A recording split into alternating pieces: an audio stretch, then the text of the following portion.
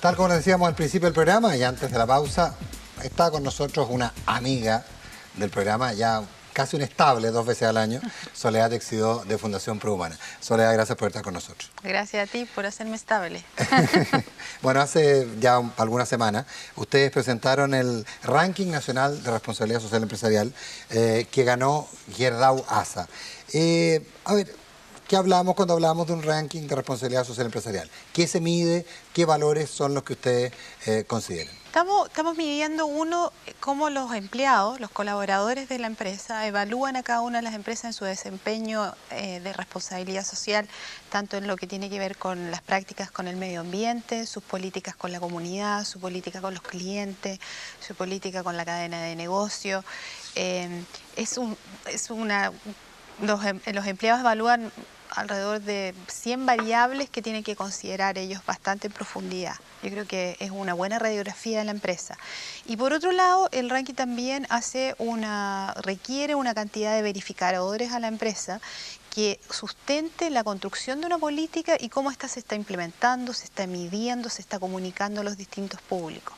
Por lo tanto, es una suerte de cuando yo diría que estamos logrando ya con los 7 años que llevamos haciendo este ranking, es como que la empresa entrara durante una semana a una clínica y se hace una suerte de muchos exámenes donde le decimos cómo está el colesterol, si está alto, si está bajo, si hay alguna cosita medio oscura.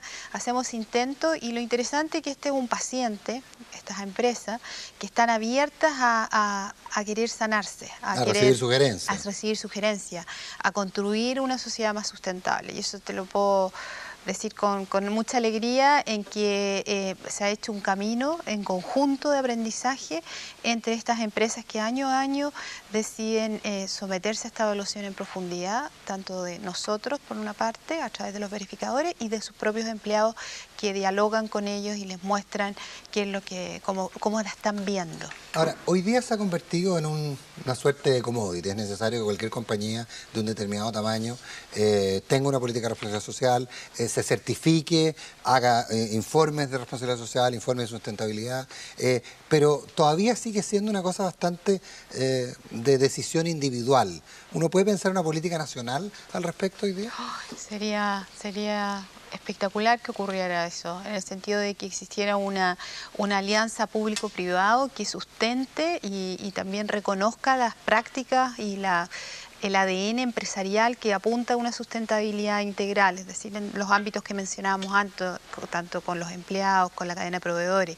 Pero yo diría que hay todavía una política pública muy alejada de estos temas. Hay como pequeñas explosiones en esta línea, y por otro lado empresas que, como tú lo decías, para algunos está muy de moda y se hace un mal uso de lo que significa ser integralmente una empresa responsable, y otras empresas que están haciendo un camino, yo diría, solitario a veces, porque hay una suerte de desconfianza siempre a mirar la práctica empresarial que está mirando o comenzando a mirar a largo plazo. Hay una suerte mucho de desconfianza, y este es un país que además tendemos a ser bastante desconfiados, de que esto huele a que no tiene una intención estratégica y una estrategia y una mirada de largo plazo y de construir una empresa que no se sustente solo en la rentabilidad financiera, sino en una rentabilidad social, económica. ¿Y hay disponibilidad para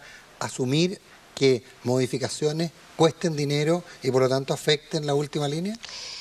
O sea, es que se están dando una cosa positiva. Hay modificaciones que cuestan dinero y que cuestan más al final de la línea, pero hay modificaciones, por ejemplo, y esta es la más fácil, la que menciono, ambientales, que significan reducción de costos.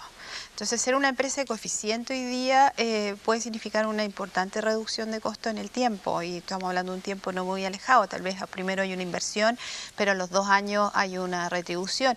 Y ahí empiezan otras ganancias. O sea, hoy día estamos teniendo cada vez, y eso lo hemos hablado, poco a poco un consumidor que empieza a estar más consciente de estos temas. Por lo tanto, empieza a preferir empresas con prácticas responsables. Lo que hablábamos hace un par de meses de la encuesta ciudadana, que comentábamos que nosotros observábamos en la encuesta que había ya un chileno que era capaz de distinguir entre una empresa ambientalmente responsable y no ambientalmente responsable, y premiaba. Premiaba en el consumo, pero a igualdad de precio. a igualdad de precios, pero premiaba, y quiero corregirme ahí, premiaba en el sentido de reconocer a esa empresa ambientalmente responsable. Al menos ya hoy día dice, sí, esa empresa está siendo ambientalmente responsable. Después viene, obviamente, que siempre está el problema de que si hay un producto que por ser ambientalmente o sustentable es más caro, obviamente que se disminuye la posibilidad de que tú puedas premiarlo. Pero como hay más demanda en el mercado, está creciendo la demanda del producto sustentable, empieza a bajar el precio también. Ahora, uno revisando el ranking se encuentra con algunas cosas. Por ejemplo, de las compañías que son muy intensivas en clientes, que como pueden ser la banca o el retail, y que además han estado en ciertos grados de cuestión en el último tiempo, ambas industrias. Recién uno encuentra, bueno, en el tercer lugar al BCI y en el quinto lugar a Falabella. ¿Hay algo de eso o al revés, la gente no percibe esa lógica que está como ambientalmente de que los bancos y las empresas de retail no son del todo respetuosos de sus clientes y de su personal? Es que yo creo que es difícil para la banca ser una empresa reconocida y comportarse responsablemente. Tiene una mala costumbre de cobrar las deudas a la gente. La deuda, y además en un mercado que ha sido súper competitivo y a veces no muy responsable en términos de banca. O sea, la banca no ha sido su característica al ser responsable. Entonces, los bancos que empiezan a hacer este proceso de transformación toma un tiempo en que se crea, en que lo implementen, en que cambien cultura. Y también ocurre con el retail. O sea, Falabella ha sido para nosotros un caso súper interesante desde que empezaron a participar, desde que empezaron el proceso de transformación. Yo he tenido la suerte de ir observando ese proceso de transformación. Y es interesante lo que está haciendo Falabella comparado con otras empresas del retail, que todavía creo que les falta bastante camino al andar.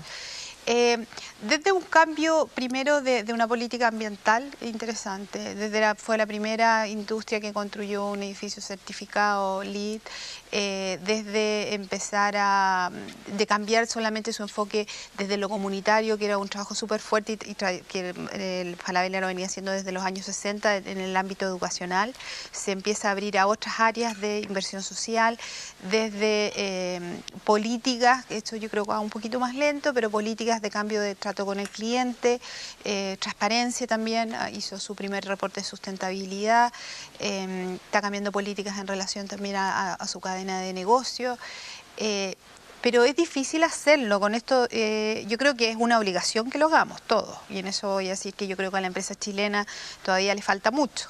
Y nos falta mucho como país para ser un país que nos sintamos orgullosos de que tenemos empresas responsables y instituciones responsables. Pero, porque no quiero parecer como complaciente, pero yo creo que es un camino súper duro desde el retail, con este mercado que hoy todavía existe, ser un retail responsable. O sea, no es fácil. Pero este proceso, por ejemplo, en Europa, en Estados Unidos, ¿cuántos años antes que nosotros empezó y cómo ha evolucionado? A ver... porque nosotros fuimos bastante pioneros en términos... Sí, fuimos bien pioneros. De hecho, fue bien pionero, digamos. Yo diría que en relación cuando empezamos nosotros en el año 98, no es más atrás de 10 años como temática. O sea, no estuvimos tan desfasados, y estoy diciendo principios de los 90. Pero yo creo que hay una cultura política pública distinta a la nuestra. Hay una ciudadanía también más formada y más consciente y más exigente, se siente con los derechos de hacer más exigencia. Y cuando estoy pensando en qué sociedad, estoy pensando en Inglaterra, estoy pensando en Holanda, no estoy pensando en España, por cierto. O sea, a España le falta, Italia le falta, o sea, andamos ahí con los amigos españoles. Y si hubiera así, muy a grosso modo, un ranking mundial de responsabilidad social, ¿dónde estaríamos parados? ¿Nosotros? A nivel de país de OCDE o a nivel mundial. Todavía nos falta, sí. O sea, nos pasaría lo mismo que nos pasa en la OCDE, que quedamos quedando en la cola. Que me perdonen mis amigos de las empresas, pero todavía nos falta. O sea, de todas maneras, los países que están punteando en la OCDE estarían punteando en eso. Es que se da la mano.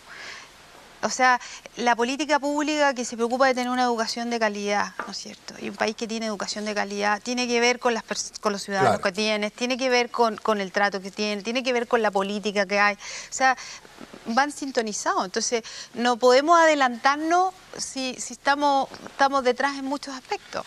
Bueno, pero que nadie está ahí como Pepe Grillo, es prehumana, y Soledad Teixidó, y al menos 2 veces al año siempre está con nosotros. Soledad, un millón de gracias por haber estado con nosotros. A ustedes gracias por acompañarnos, los invito a que nos juntemos la próxima semana. Arauco nos dice, sembremos futuro. Buenas noches, muchas gracias.